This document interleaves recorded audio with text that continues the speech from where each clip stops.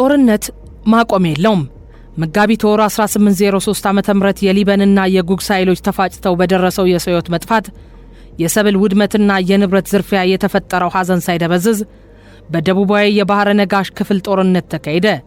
ይህ በሚያዝያ ወር በባህረ ነጋሲ ስብዓትና በሹም ወልዴ ሰራዊቶች መካከል የተካሄደው ውጊያ ለብዙ ወታደሮችና ሰላማዊ ሰዎች እልቂት ምክንያት ሆነ። በዚሁ ዓመት ሰኔ ወር ላይ የሊበንና የጉግሳ ሹመኞች በበሽሎ ወንዝ አካባቢ ተዋግተው ብዙ ደም ፈሰሰ።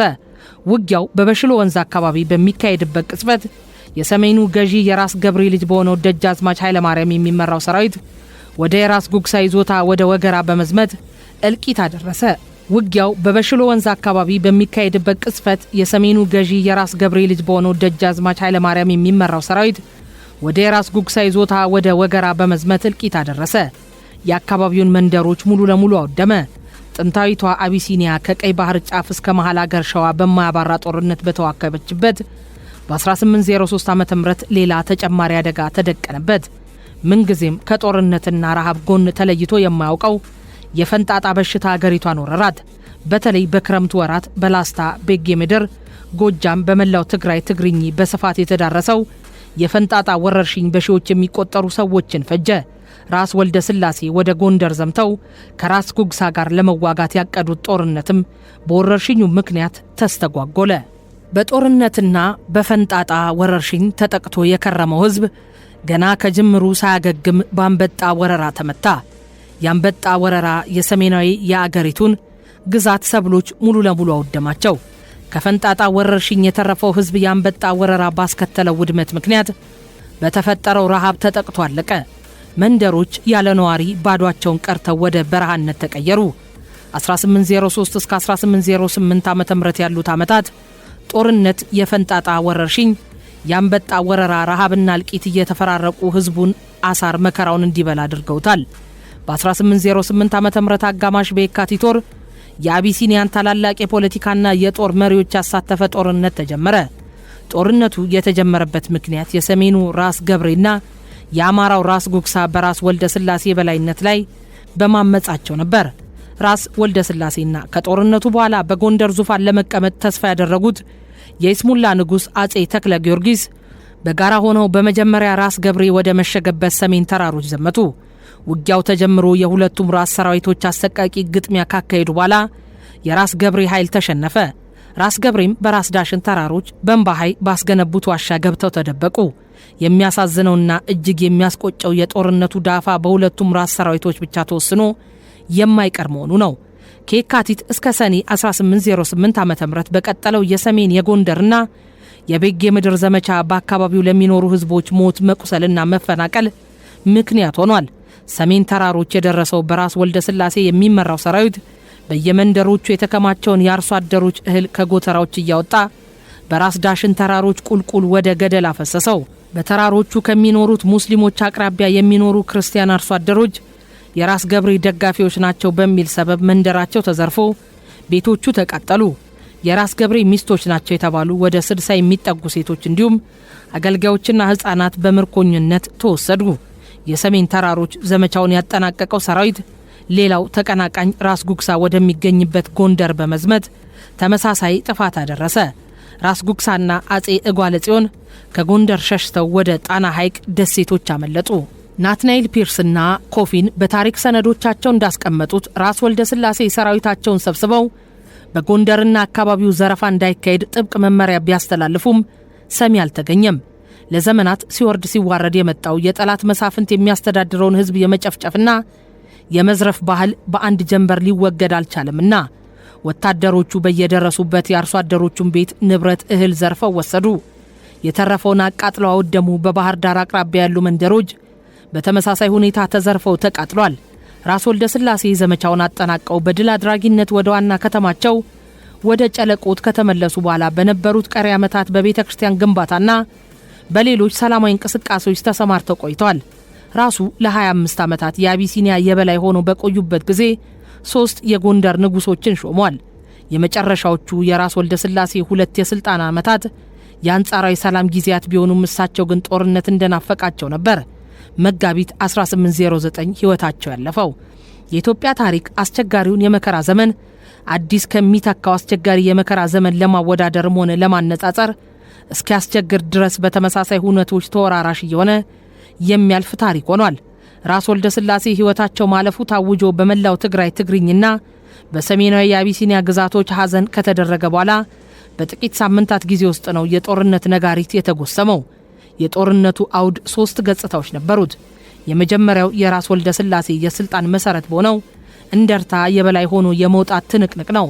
ሁለተኛው ራስ ወልደ ስላሴ የነበራቸውን የትግራይ ትግርኝን የበላይነት ለመተካት የሚደረግ ፍልሚያ ነው።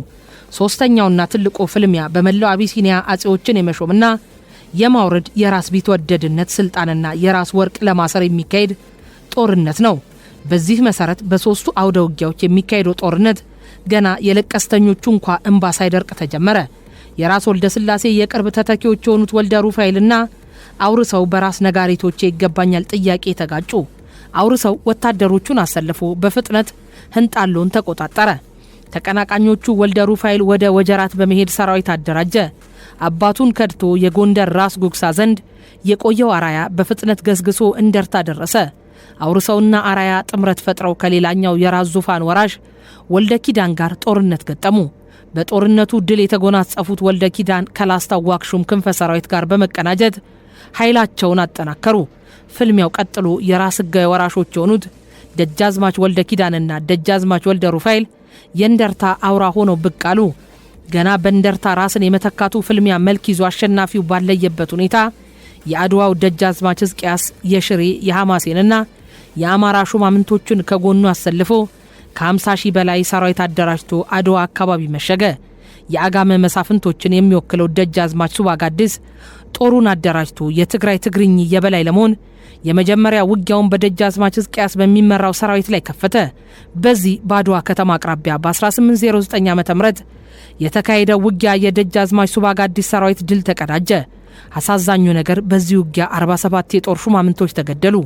ከደጃዝማች ሕዝቅያስ ሰራዊት ብቻ 1970 ወታደሮች ሞተው አስከሬናቸው በግዳይነት ቀረበ። ደጃዝማች ሕዝቅያስና ጥቂት ተከታዮቻቸው ብቻ መለጡ። ከዚህ ጦርነት በኋላ የትግራይ ትግርኝ ተፋላሚ መሳፍንቶች 4 መሆናቸው ግልጽ ሆነ።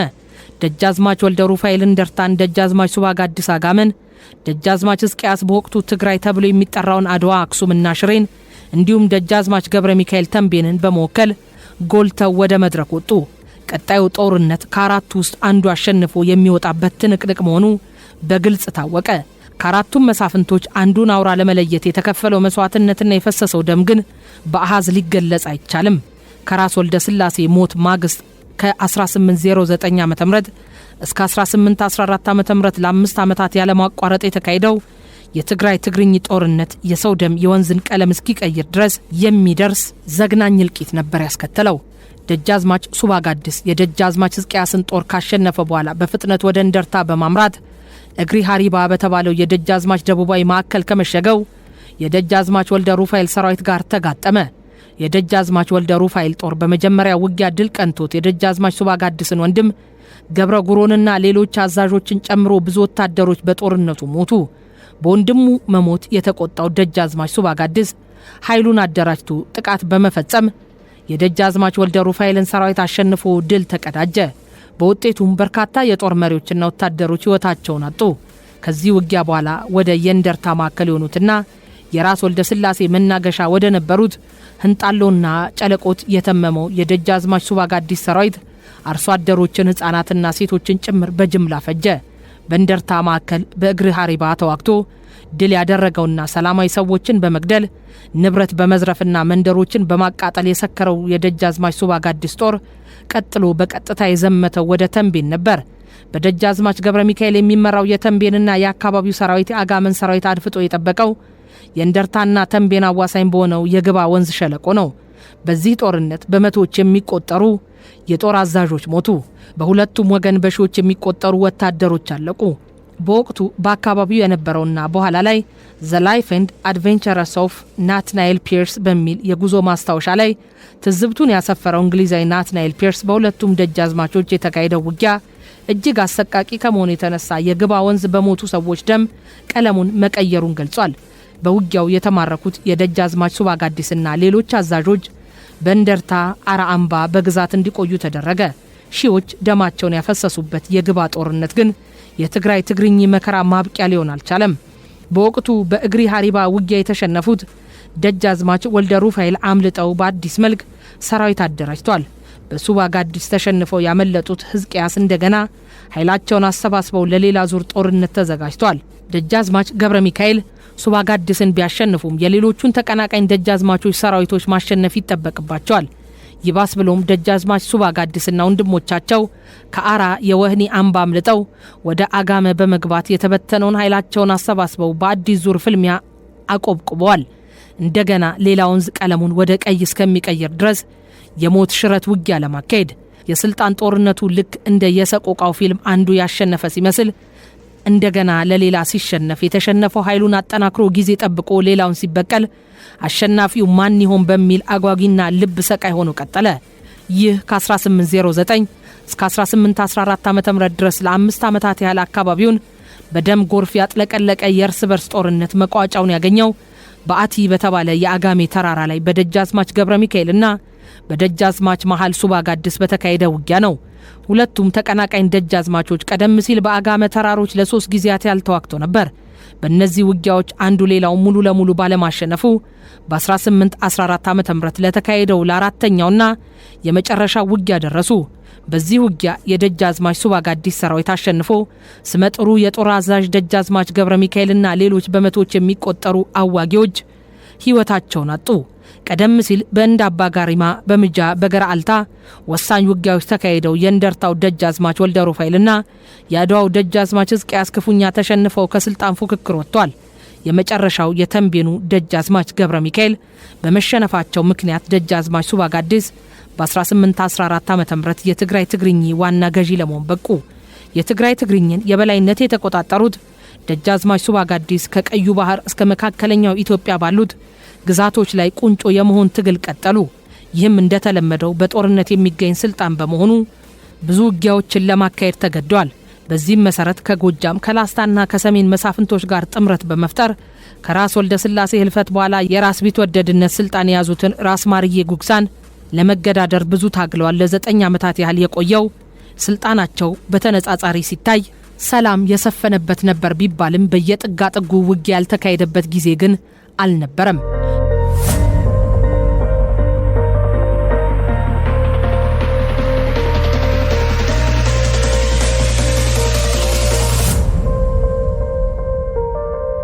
በመጨረሻም የተፈራው አልቀረምና በሁሉም የአቢሲኒያ መሳፍንቶች ላይ የበላይነታቸውን ለማረጋገጥ የጎንደሩ ራስ ማርዬ በ1823 ዓ.ም ወደ ጎጃም በመዝመት በደጃዝማች ጎሹ ሰራዊት ላይ ጦርነት ከፈቱ። ይህ ጦርነት ቀድሞ የያዙትን የራስ ቢትወደድነት ስልጣናቸውን ለማረጋገጥ አልገብርም ያሏቸውን ሌሎች ተቀናቃኝ መሳፍንቶች ለማንበርከክ ያለመ ነበር። በተካሄደው ውጊያ የደጃዝማች ጎሹን ሰራዊት ያሸነፉት ራስ ማርዬ ወደ ላስታ በመገስገስ ከዋክሹም ክንፉ ሰራዊት ጋር ገጠሙ። ከዚያም ወደ ሰሜን በመዝመት ከደጃዝማች ውቤ ሰራዊት ጋር ውጊያ ለመግጠም በቀረቡበት ወቅት ደጃዝማች ውቤ ለራስ ማርዬ ለመገበር በመስማማታቸው ሁለቱም አንድ ግንባር ፈጥረው ወደ ትግራይ ዘመቱ። የጎንደርና የሰሜን ሰራዊቶችን ጥምረት የተመለከቱት ደጃዝማች ሱባ ጋዲስ የተደቀነባቸውን አደጋ ለመመከት ሰራዊታቸውን አስከትተው ወደ ሽሬ ተከዚ ወንዝ ዳርቻ አልፈው ጠበቁ። የወሎ የየጁ የበጌ ምድር የጎንደር ሰራዊትን አስማምተው ከጎናቸው ያሰለፉት ራስ ማርዬ በመጨረሻም ሰዓት የጎጃሙን ደጃዝማች ጎሹና የሰሜኑን ደጃዝማች ውቤን በጎራቸው ማስከተልን ቻሉ። ይህ ብቻ አይደለም። የትግራዩ ሐራማት ገዢ ደጃዝማች ሳሉ፣ የደራው ደጃዝማች ገብረ ሚካኤል እንዲሁም የሽሬው ደጃዝማች ወዳጅ ሱባ ጋዲስን ክደው ከራስ ማርዬ ጎን ተሰለፉ። በደጃዝማች ሱባ ጋዲስ የተመሩት ቀሪዎቹ የትግራይ መሳፍንቶችና ሰራዊታቸው በዘመነ መሳፍንት ታሪክ ገጥሟቸው ከማያውቀው ግዙፍ የተቀናጀ ተቀናቃኝ ኃይል ጋር መጋፈጥ እጣ ፈንታቸው ሆነ። በዚሁ በተከዚ ወንዝ አካባቢ ማያ ሰላማይ ተብሎ በሚጠራው ስፍራ በተካሄደው ጦርነት ለቁጥር የሚታክት ሰራዊት አለቀ። ራስ ማርዬ በውጊያው ሞቱ። ደጃዝማች ሱባ ጋዲስ ቆስለው ተማረኩ፣ ቆይተውም ተገደሉ። በሰው ልጆች ደም ቀለሙን የመቀየር ተራ የደረሰውን የተከዚ ወንዝ በሺዎች የሚቆጠሩ የአንድ አገር ዜጎች ያፈሰሱት ደም እንደ ገባር ወንዝ ሆኖ ሞላው። ምድሪቱ በለቅሶ ዋይታና ስቃይ ተናወጸች።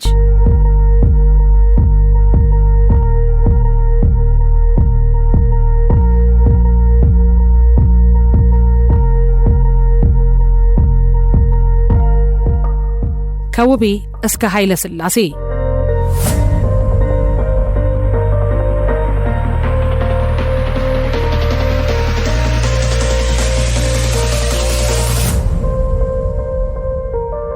በኢትዮጵያ ታሪክ ያንድ ትልቅና የስልጣን ሹም መሰረት የሆነ ጦርነት ክንዋኔ የሚያመለክተው የጦርነትን ማብቃት ሳይሆን ለሌላ አዲስ ዙር ጦርነት መወለድ ምክንያት መሆኑን ብቻ ነው። የተከዜ ጦርነት የሰሜኑን ደጃዝማች ውቤ ኃይለ ማርያምን የትግራይ ትግርኝ ገዢ ሆነው በስልጣን ጫፍ ላይ እንዲወጡ አደረጋቸው። በዚሁ ክስተትም በትግራይ ትግርኝ ለ29 ዓመታት የቆየ ጦርነት፣ ዝርፊያ፣ ውድመት ተከተለ። ደጃዝማች ውቤ ኃይለ ማርያም መቀመጫቸውን ሰሜን አድርገው በየዓመቱ አንዳንዴም በዓመት 2 ጊዜ ወደ ትግራይ ትግርኝ በመዝመት ግብር መሰብሰብ፣ ዝርፊያ ማካሄድ፣ መንደሮችን ማቃጠልና ማውደም፣ አርሶ አደሮችን መጨፍጨፍና ሰብሎቻቸውን ማቃጠል ዋናው ተግባራቸው ሆነ። ይህንን ተግባራቸውንም ለ29 ዓመታት አንድም ጊዜ ሳያስተጓጉሉ አከናወኑት። እርግጥ ነው ደጃዝማች ሱባጋድስ በስልጣን ላይ በነበሩበት ጊዜ ወደ ሰሜን ዘምተው ደጃዝማች ውቤን ከስልጣን በማባረር ወንድማቸውን ደጃዝማች መርሶ ኃይለ ማርያምን ሾመው ተመልሰው ነበር። በዚህ ብቻ ሳያበቁ የደጃዝማች ውቤ ደጋፊ ናቸው የተባሉ አርሶ አደሮች ተገድለዋል፣ ሕፃናትና ሴቶች ተፈናቅለዋል፣ እህል ተዘርፏል፣ ተቃጥሏል፣ መንደሮች ወድመዋል። ይህ በአንድ የዘመቻ ዘመን የተፈጸመ ክንውን ነው። ደጃዝማች ውቤ በፊናቸው ይህንን አስከፊ ተግባር በትግራይ ትግርኝ ላይ ለ29 ዓመታት ያለማቋረጥ ፈጸሙት። ከዚህም በተጨማሪ ደጃዝማች ውቤ የተለያዩ የግብር ስርዓቶችን ፈጥረው ገበሬውን መዘበሩት። ከዘረጓቸው የግብር ስርዓቶች አንዱ ፈሰስ የሚባለው ሲሆን ከሳቸው በፊት በትግራይ ትግርኛ ይታወቅም ነበር። ሌላው ቀርቶ የሙሽሮች የሚል የግብር ዘዴ ፈጥረው ከአዲስ ተጋቢዎች ገቢ ይሰበስቡ ነበር። ለዘመቻ ወደ ትግራይ ትግርኝ በገቡ ቁጥር በእያንዳንዱ አርሶ አደር ቤት ከ40 እስከ 50 ወታደሮች እንዲሰፍሩ ተደርገው ለ2 ወራትና ከዚያ በላይ በመቆየት የቤተሰቡን አንጡራ ሀብት አንጠፍጥፈው ይወስዱታል። በአንድ ወቅት በድንኳናቸው ውስጥ ተገልለው ሰው እንዳያቸው በማድረግ ውቤ ሞቷል የሚል ወሬ በመላው ትግራይን ትግርኝ እንዲሰራጭ አደረጉ። ወሬው የተዳረሰለት ሕዝብ ደስ ብሎት ለአመፅ ዝግጅት ጀመረ። ይህንን የተረዱት ደጃዝማች ውቤ አዋጅ ካስነገሩ በኋላ አለ ውቤ የሚባል አዲስ ተጨማሪ የግብር ስርዓት ፈጥረው የሕዝቡን ገንዘብ ጥሪትና እህል በዘበዙት። የሰሜኑ መስፍን ውቤ በትግራይ ትግርኝ ያልፈጸሙት ግፍ የለም። የገበሬውን ሀብት ለመዝረፍ ወታደሮቻቸውን በሚያሰማሩበት ጊዜ ገበሬው ከዘረፋ ለመዳን እህሉንና ሌላውን ጥሪቱን በሰዋራ ስፍራ መቅበርና መሸሸግ መጀመሩን የተረዱት ውቤ አዲስ ብልሃት ፈጠሩ። ገበሬዎቹ እየተያዙ ይገረፋሉ፣ ይመረመራሉ። በዚህ ዘዴ መናገር እምቢ ሲሉ የተቆላ አተር በጆሮአቸው እየገባ እንዲሰቃዩ ይደረጋል። በዚህ ምክንያት በሺዎች የሚቆጠሩ ዜጎች ጆሮአቸው ተጎድቶ መስማት አቆሙ። ከዚያ ጊዜ ጀምሮ በዘባን ውቤ ዝጸመመስ፣ ዝባን ውቤ እናበል ይንበር ወይም በውቤ ዘመን የደነቆረ በውቤ አምላክ እያለ ይኖራል እየተባለ ይተረታል። ደጃዝማች ውቤ ከጭካኔያቸው ብዛት የተነሳ ለብዙ ዓመታት በትግራይ ትግርኝ ገበሬዎች አእምሮ ስማቸው ተቀርጾ ዘልቋል። በዘመኑ የነበሩት የትግራይ ልሂቅ ደብተራ ፍስሐ ጊዮርጊስ አብየዝጊ የኢትዮጵያ ታሪክ በሚል መጽሐፋቸው እንዳሰፈሩት ጸሐፊው የደረሱባቸው የትግራይ የዕድሜ ባለጠጎች የውቤ ስም ሲጠራ እጅግ ይደነግጡ ነበር ብሏል። ደጃዝማች ውቤ ብቻ ሳይሆኑ ልጃቸው ደጃዝማች እሸቱ እስከ ባህረ ነጋሽ ሐማሴን ድረስ በመዝመት የሕዝብ ፍጅት፣ ዘረፋና ውድመት ፈጽሟል። በአንድ ወቅት ደጃዝማች እሸቱ ውቤ እስከ ጫፍ ምጽዋ ድረስ በመዝመት እልቂት ካደረሱ በኋላ ኩቶ አለቀ በገዛ ስለቱ አልገዛም ብሎ ለደጃች እሸቱ በማለት ፉከራ ማሰማታቸው በደብተራ ፍስሐ ጊዮርጊስ መጽሐፍ ተጠቅሷል። ለሁሉም ጊዜ ያለው ሆነና ደጃዝማች ውቤም በቋራኛው ካሳ ሰራዊት ተመተው ተሸነፉ። ምንም እንኳ ደጃዝማች ውቤ ከእስክንድሪያ ጳጳስ አስመጥተው ዘውድ አሰርተው የትግራይ ትግርኝን ሀብት ዘርፈው የሕዝብ ደም እንደ ጅረት እንዲፈስ አድርገው ማንም በሳቸው ላይ እንዳይነሳ ድምጥማጡን አጥፍተው ለዘውድ ጫፍ ቢደርሱም ጊዜ አልፎ ቀደማቸው ወጣቱ ካሳ ኃይሉ በመተማ በደባርቅ ከግብጾች ጋር በመዋጋት ተሞክሮ ቀስመው የጎንደርን ቤተ መንግስት የተቆጣጠሩትን የየጁ ስርወ መንግስት መሳፍንቶች አንድ በአንድ በመዋጋት አሸንፈው ነበር ለዚህ ግስጋሴ የደረሱት። ህዳር 1857 ዓ.ም ከጎጃሙ ደጃዝማች ጎሹ ዘውዴ ጋር ተዋግተው ድል አደረጉ። በመቀጠልም ሚያዝያ በ1857 ዓ.ም የየጁ መሳፍንቶች ቁንጮ ከሆኑት እና አጼዎችን የማንገስና የማውረድ ስልጣን ጨብጠው ከቆዩት ራሳሊ ጋር በጉራምባ ገጥሞ አሸነፉ። ከዚህ ውጊያ በህይወት ያመለጡት ራስ አሊ እንደገና በ1857 በአይሻል በተካሄደው ውጊያ በቋረኛው ካሳ ኃይል ሙሉ ለሙሉ ተሸንፈው ወደ የጁ ሸሹ። በሁሉም ውጊያዎች እያሸነፉ ከድል ወደ ድል የተሸጋገሩት ደጃዝማች ካሳ በመጨረሻ ሚያዝያ 1857 ዓ.ም በሰሜን በደራስጌ ከደጃዝማች ውቤ ኃይለ ማርያም ሰራዊት ጋር ተዋግተው ድልን ጨበጡ። እርግጥ ነው ይህ ጦርነት ለዘመነ መሳፍንት ማብቃት አይነተኛ ምክንያት የሆነው ጦርነት መሆኑ ቢታወቅም ለሌሎች የጦርነት ዙሮች መጀመሪያ መሆኑ ደግሞ አለ አይባልም። በደራስጌ በተካሄደው ጦርነት ደጃዝማች ውቤ ተማረኩ። የደጃዝማች ውቤ መሸነፍና መማረክ የዘመነ መሳፍንትን ማብቃት ገሃድ ከማድረጉም ሌላ ውቤ ትግራይ ትግርኝን ምን ያህል እንደዘረፉት እንደወረሩትና እንዳራቆቱት የአደባባይ እውነት አጋለጠ። በደጃዝማች ውቤ ይዞታ ተከማችቶና ተቀብሮ የተገኘው የሀብት መጠን ደጃዝማች ካሳን እጅግ አስገረማቸው። በተለያዩ ጋኖች፣ ጎተራዎች ከዚያም አልፎ በጉድጓዶች ተከማችቶና ተቀብሮ ያገኙትን ወርቅ፣ ብር፣ የከበሩ ማዕድናት፣ ጌጣጌጦች ተመልክተው አፋቸው በአድናቆት ተከፍቶ ቀረ። ከሁሉም በላይ ያስገረማቸው ግን በ5 ጋኖች ተከማችቶ ያገኙትን መርፌ ከተመለከቱ በኋላ ነበር። ቋረኛው ካሳ ይህንን ተመልክተው በመደነቅ ይህንን ሁሉ መርፌ ምን ሊያደርግ ሰበሰበው በማለት ጠይቀዋል። ደጃዝማች ካሳ ኃይሉ በዚያኛው ውቤን ድል ባደረጉበት በደረስጌ ማርያም ዘውድ ጭነው አዋጅ አስነገሩ። አጼ ቴዎድሮስ ዳግማዊ በመባልም የኢትዮጵያ ንጉሠ ነገሥት ሆኑ። ይህ ክስተት ከ150 ዓመታት በላይ የቆየውን የዘመነ መሳፍንት ስርዓት እንዲያበቃ ምክንያት ሆነ። በሌላ መልኩም ለሌላ አዲስ የጦርነት ታሪክ ጅማሪ ሁነት በመሆን በታሪክ ተመዘገበ። የአጼ ቴዎድሮስ ዘመነ መንግስትም ገና ከጅምሩ የጦርነት ዘመን ከመሆን አልዳነም። ገና ዙፋናቸው ሳይደላደል ወደ ላስታና አገው በመውረድ ንግስናቸውን ባልተቀበሉት የአገዎች ቁንጮ ዋግሹም ንጉሴና ደጃዝማች ተሰማ ላይ ጦርነት መክፈት ነበረባቸው። ወደ ላስታ ዘምተው ባደረጉት ውጊያ የተሸነፉት ዋግሹም ንጉሴና ተከታዮቻቸው አፈግፍገው ትግራይ ገቡ። የአጼ ቴዎድሮስን ወደ ጎንደር መመለስ አይተው ዋግሹም ወደ ላስታ ቢመለሱም ዳግመኛ ከአጼ ቴዎድሮስ ጥቃት አላመለጡም። በሁለተኛው ውጊያ የዋግሹም ንጉሴ ሰራዊት ክፉኛ ተመታ። አጼ ቴዎድሮስም ወደ ጎጃምና ወደ ሸዋ በመዝመት ደም አፋሳሽ ጦርነት ካካሄዱ በኋላ ስልጣናቸውን አደላደሉ። በኢትዮጵያ ከዘመን ወደ ዘመን እየተሸጋገረ ስር ሰዶ በቆየው ባህል መሰረት ጦርነት በሚካሄድበት ጊዜ ዋናው የጦርነት ሰለባ ህዝቡ ነው። የአጼ ቴዎድሮስ ሰራዊትም ጦርነት ባካሄደባቸው የአገው፣ ጎጃም፣ የሰሜን፣ የበጌ ምድር፣ የሸዋ ግዛቶች የሚኖሩትን ህዝቦች እየፈጀ ሀብት ንብረቱን እየዘረፈ መንደሮቹን እያቃጠለ ነበር የተጓዘው። በብራና በተጻፉ የግዕዝ መጻሕፍት፣ በአማርኛና ትግርኛ በተዘጋጁ ሰነዶች እንዲሁም በውጭ አገር ዜጎች የምርምር መጻሕፍትና ማስታወሻዎች በስፋት እንደተዘገበው የአጼ ቴዎድሮስ የስልጣን ዘመን የጦርነትና የግጭት ዘመን ሆኖ አልፏል።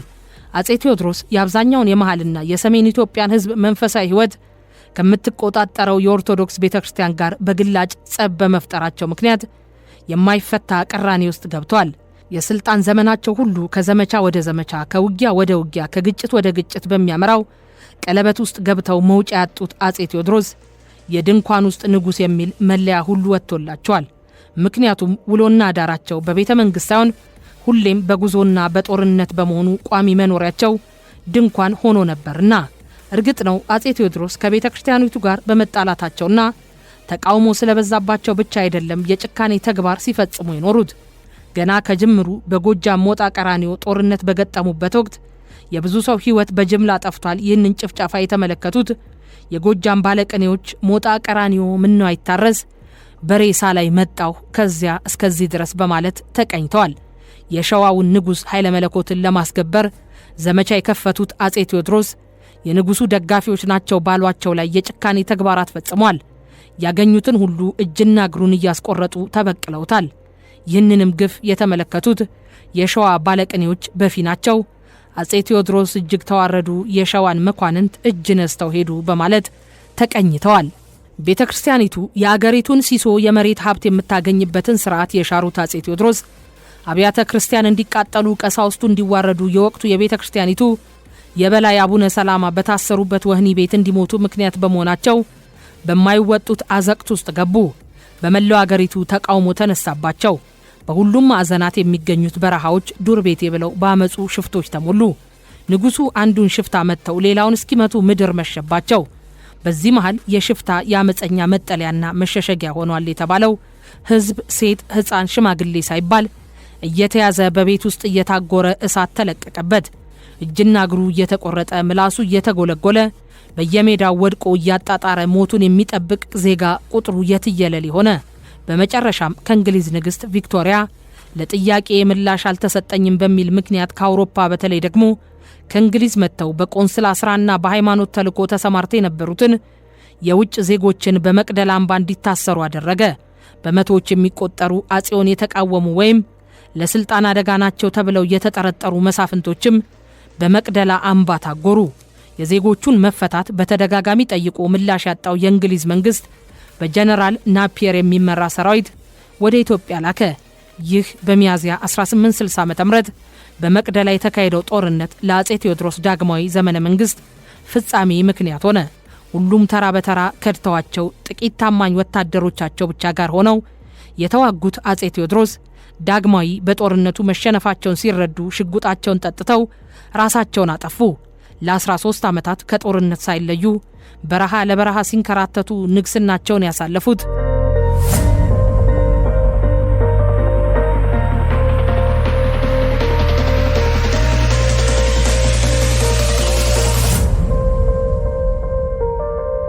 የድንኳኑ ንጉስ ወደ ስልጣን በመጡበት የጦርነት መንገድ ስልጣናቸውንና ህይወታቸውን አጡ።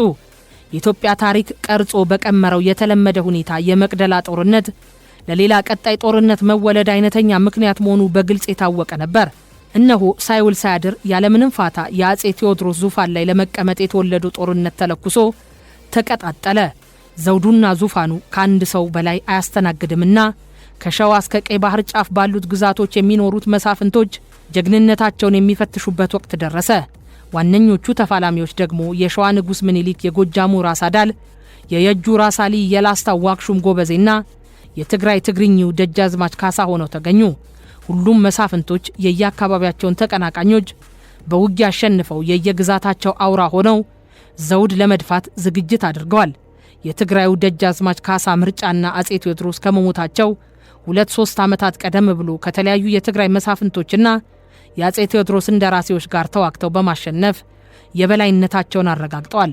ደጃዝማች ካሳ ምርጫ መጀመሪያ በምስራቅ ትግራይ አጽቢ በተባለ ስፍራ ከደጃዝማች ገብረ ሚካኤል ሰራዊት ጋር በመዋጋት ነበር ለዘውድ የሚደረጉትን ጉዞ አንድ ብለው የጀመሩት። በመቀጠል ወደ ሽሬ ተጉዘው ግንቦት 1859 ዓ.ም በአይባ ከደጃዝማች ደረሰ ጋር ተጋጥመው ድል ነሱ። ከደጃዝማች ተክለ ጊዮርጊስ ወታደሮች ጋር ተዋግተው አሸነፉ። በመጨረሻም የአጼ ቴዎድሮስ ዋናው የትግራይ ትግርኝ እንደራሴ ከነበሩት ከራስ ባሪያ ጋብር ጋር በአድዋና አክሱም መካከል በሚገኝ ስፍራ ላይ ተዋግተው ድል አደረጉ። በእነዚህ የትግራይ ትግርኝን የበላይነት ለማረጋገጥ በተካሄዱት ጦርነቶች ካለቁትና ከቆሰሉት ወታደሮች በተጨማሪ የባላንጣ የመሸሸጊያና ደጋፊ ነው ተብሎ በተፈረጀው የየአካባቢው ህዝብ ላይ እልቂት፣ ዝርፊያና ውድመት ደርሷል። እነዚህ ውጊያዎች ከ1858 እስከ 1860 ዓ.ም ባሉት ጊዜያት የተፈጸሙ ናቸው። በሌላ በኩል በላስታ፣ በበጌ ምድር፣ በጎንደር በየጁ የነበሩትን መሳፍንታት በውጊያ አንበርክከው የአካባቢው ወኪል ሆነው የወጡት የዘውድ ተገዳዳሪ ዋክሹም ጎበዜ የአጼ ቴዎድሮስ ሞት እንደተሰማ በ1861 ዓመተ ምህረት ዘውድ ጭነው አጼ ተክለ ጊዮርጊስ ተብለው ነገሱ። አጼ ተክለ ጊዮርጊስ እንደ ንጉሱ ወዲያውኑ የወሎ የጎንደርና የጎጃም መሳፍንቶችን አስገበሩ። የሸዋ ንጉስ ምኒልክም መልእክተኞችን ስጦታ ሲዘው በመላክ መገበራቸውን ገለጹ። የአጼ ተክለ ጊዮርጊስ ንግስና ሙሉ እንዲሆን የሚጠበቀው የአማቻቸው የደጃዝማች ካሳ ምርጫ መገበር ብቻ ነበር። እንዳለመታደል ሆኖ ግን ደጃዝማች ካሳ የእህታቸውን የቴጌ ድንቅነሽን ባል የአጼ ተክለ ጊዮርጊስን ንግስና አልተቀበሉም። 2-3 ጊዜ መልእክተኞችን ተለዋውጠው በስምምነት እንዲገብሩ ጥረት ቢደረግም ልፋቱ መና ሆኖ ቀረ።